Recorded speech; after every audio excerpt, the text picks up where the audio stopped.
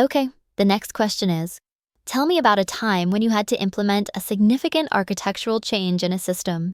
How did you approach it, and what challenges did you face? Here's a good answer. At my previous company, we managed a monolithic application that started experiencing significant scalability issues as the user base grew. Response times increased during peak traffic, and deployment cycles were becoming riskier due to tightly coupled components. Leadership tasked me with spearheading the migration to a microservices architecture to resolve these issues. As the technical lead, I was responsible for designing the new architecture, getting buy-in from stakeholders, and ensuring a smooth transition without major downtime or service interruptions. I approached the migration in phases to minimize risk and involve the team. I audited the monolith to identify services that could be decoupled, focusing first on low-risk, high-impact components like authentication and user management. I presented a detailed plan to the leadership and engineering teams, including a roadmap, projected costs, and potential risks. I also addressed concerns about technical debt and operational complexity. We used a strangler pattern to break off parts of the monolith into microservices. I ensured each service had clear APIs and robust monitoring for performance and errors. I introduced Kubernetes for orchestration, and we standardized on gRPC for inter-service communication. To minimize impact, we thoroughly tested each service in staging environments with realistic traffic simulations before production rollout. The migration was completed within 6 months, starting with critical services and expanding over time. As a result, system scalability improved, reducing response times during peak traffic by 40%. Deployment frequency increased from monthly to weekly with fewer rollbacks. The team gained valuable skills in distributed systems, making future changes easier. The new architecture also enabled faster feature development since teams could now work on independent services without worrying about affecting unrelated parts of the system. Why this works? It should work well because 1. Leadership. You demonstrate the ability to lead a complex project with many moving parts. 2. Problem solving. You tackle a challenging issue, scalability, with a structured and thoughtful approach. 3. Technical expertise. Your detailed explanation of architectural patterns and tools shows depth of knowledge. 4. Results-oriented mindset. You tie your actions to measurable improvements in system performance and team efficiency. What you should avoid saying. 1. Overloading technical jargon. Keep the explanation accessible, focusing on high-level concepts and results. 2. Ignoring team contributions. Acknowledge team efforts to show collaboration and humility. 3. Glossing over challenges. Avoid saying it was smooth sailing. Instead, discuss specific challenges and how you overcame them, e.g., addressing team resistance or debugging inter-service issues. Thanks for watching. For more tech interview questions, please go to bowsiate.com. Okay, the next question is, describe a time when you improved an existing process or system. How did you identify the opportunity, and what steps did you take to implement the improvement? Here's a good answer. While working on a microservices-based system at my previous company, I noticed that deployments were frequently delayed due to manual testing of API integrations. This process not only slowed down releases, but also led to occasional missed edge cases. As a software engineer, I took the initiative to streamline the testing and deployment process. My goal was to reduce deployment times while ensuring that edge cases were caught reliably. I approached the improvement in the following way. I identified bottlenecks. I analyzed the deployment pipeline and pinpointed manual API testing as the primary cause of delays. Proposed automated testing. I suggested implementing a suite of automated tests specifically for API integrations, covering functional, performance, and edge case scenarios. Collaborated with QA and DevOps teams. I worked closely with the QA team to identify common failure points and with DevOps to integrate the automated tests into our CI/CD pipeline. Implemented gradual rollout. I introduced the automation incrementally, starting with the most critical APIs and monitored results to ensure reliability. Documented the process. I created a comprehensive guide for the team to maintain and expand the test suite. The automated tests reduced deployment time by 40%, allowing for more frequent releases without compromising quality. Additionally, the number of post-deployment bugs related to API integrations dropped by 30% within 3 months. The streamlined process became a company-wide best practice.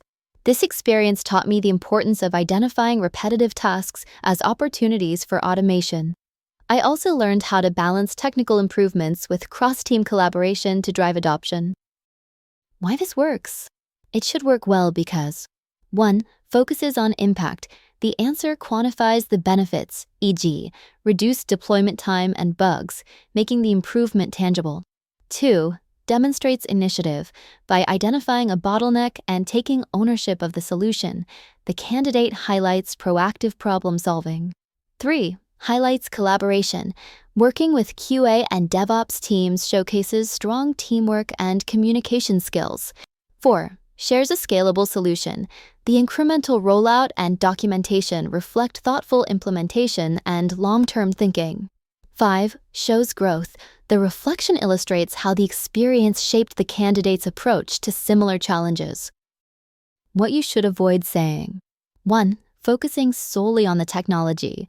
While the technical details are important, don't ignore collaboration or the broader impact.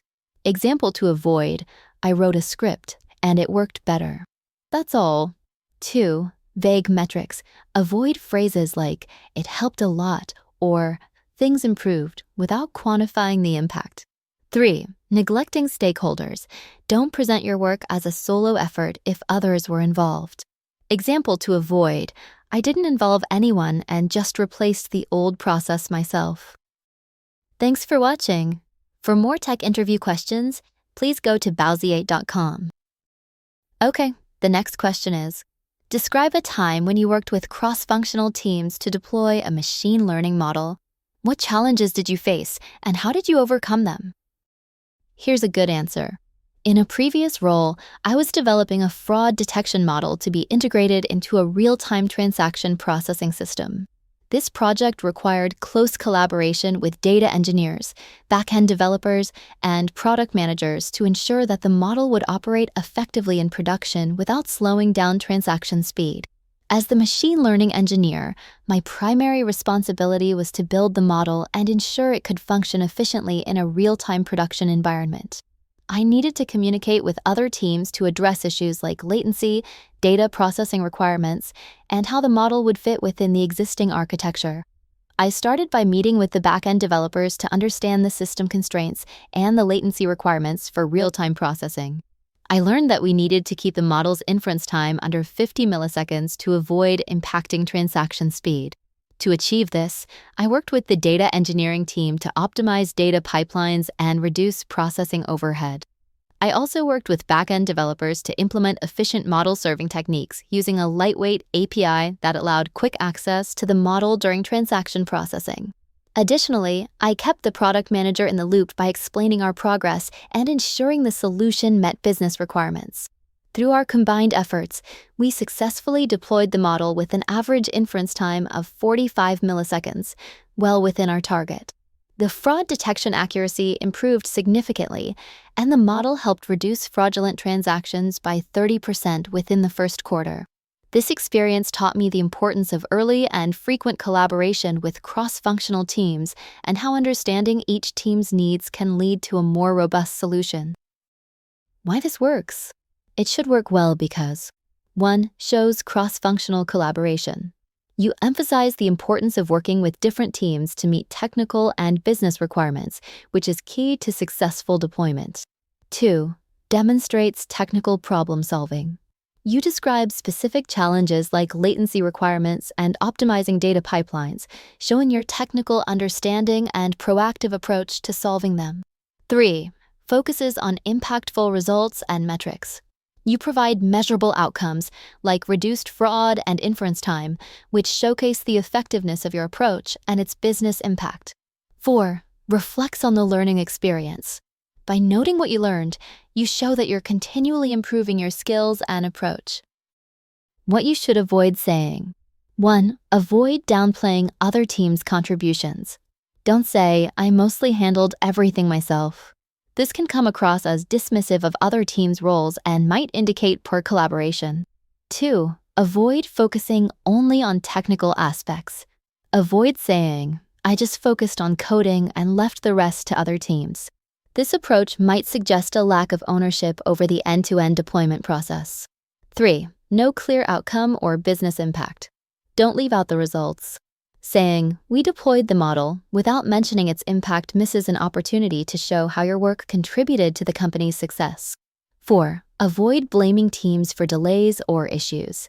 Don't imply that other teams were obstacles, as this may reflect poorly on your teamwork skills.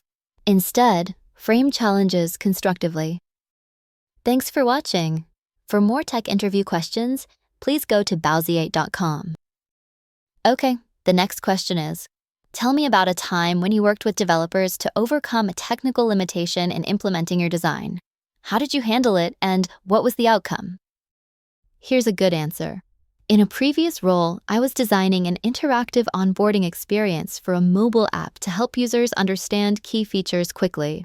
My design included complex animations and transitions to create an engaging, seamless experience. However, when I reviewed the design with the development team, they pointed out that the animations were too resource-intensive, which could lead to performance issues, especially on older devices.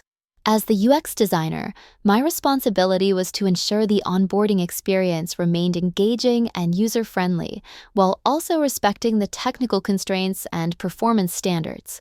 I needed to find a way to adjust the design to work within those limits without compromising the user experience.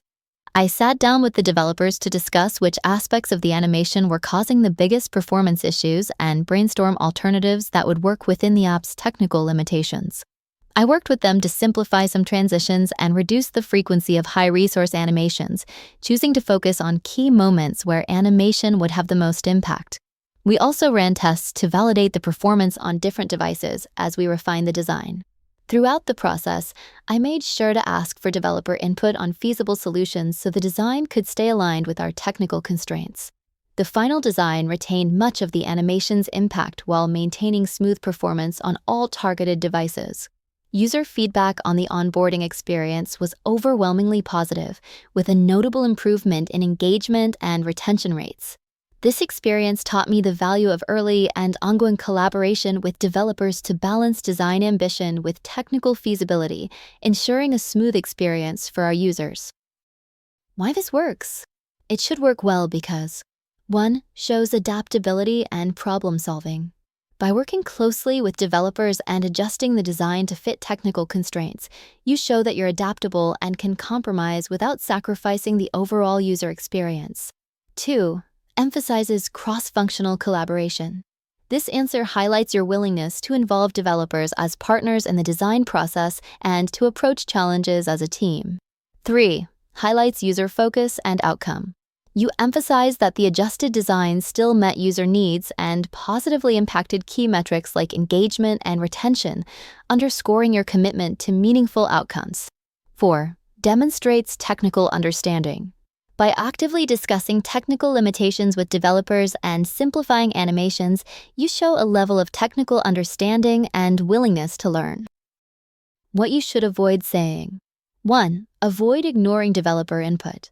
Don't say, "I pushed for the original design," regardless of technical concerns. This suggests inflexibility and a lack of collaboration. 2. Avoid compromising user experience entirely. Avoid saying, "We removed all animations to make it easier." Removing elements without thoughtful alternatives can indicate a lack of problem-solving effort. 3. No clear outcome or reflection. Don't skip over the impact or what you learned. Saying, "We changed the design, and it worked out," without further detail misses an opportunity to show your growth and the effect on the user experience. 4. Avoid blaming technical limitations. Don't frame the technical limitations as an obstacle that prevented you from designing effectively. Instead, approach it as a challenge that drove you to find a creative solution. Thanks for watching. For more tech interview questions, please go to bowsiate.com.